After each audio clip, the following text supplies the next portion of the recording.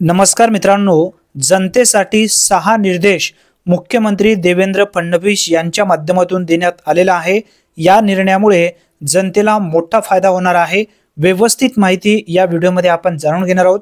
त्यासाठी नक्की हा व्हिडिओ शेवटपर्यंत पहा।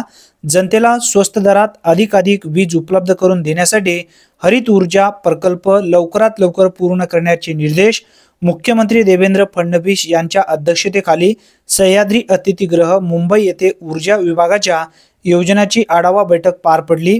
जनतेला स्वस्त दरात आणि अधिकाधिक वीज उपलब्ध करून देणे हे शासनाचे धोरण असून ऊर्जा क्षेत्रातील पायाभूत सुविधांची मजबूती आणि हरित ऊर्जेचा व्यापक विस्तार हे आगामी काळातील केंद्रबिंदू असतील। यासाठी ऊर्जा विभागाने नियोजनबद्ध आणि कालबद्ध स्वरूपात प्रकल्पाची अंमलबजावणी करावी असे निर्देश मुख्यमंत्री फडणवीस यांनी दिले आहे।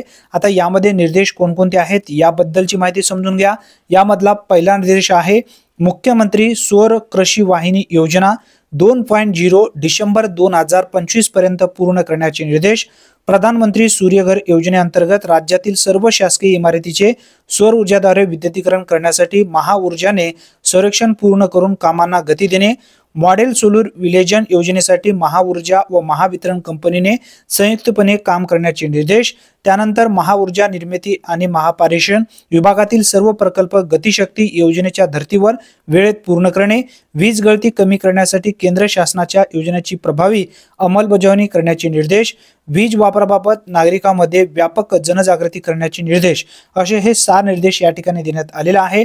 वाढत्या विजेच्या मागणीचा विचार करता वितरण यंत्रणा सक्षम करणे अत्यावश्यक असून विशेष स्थानिक स्वराज्य संस्थेकडील थकबाकी वसुलीसाठी ठोस उपाययोजना राबवण्याचे निर्देशही यावेळी देण्यात आलेला आहे।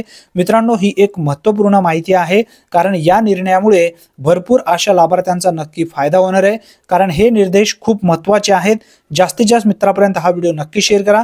चॅनलवरती जर तुम्ही पहिल्यांदाच आला असाल तर चॅनलला सबस्क्राइब करून ठेवा। धन्यवाद। पुन्हा भेटूया, तोपर्यंत जय हिंद, जय महाराष्ट्र।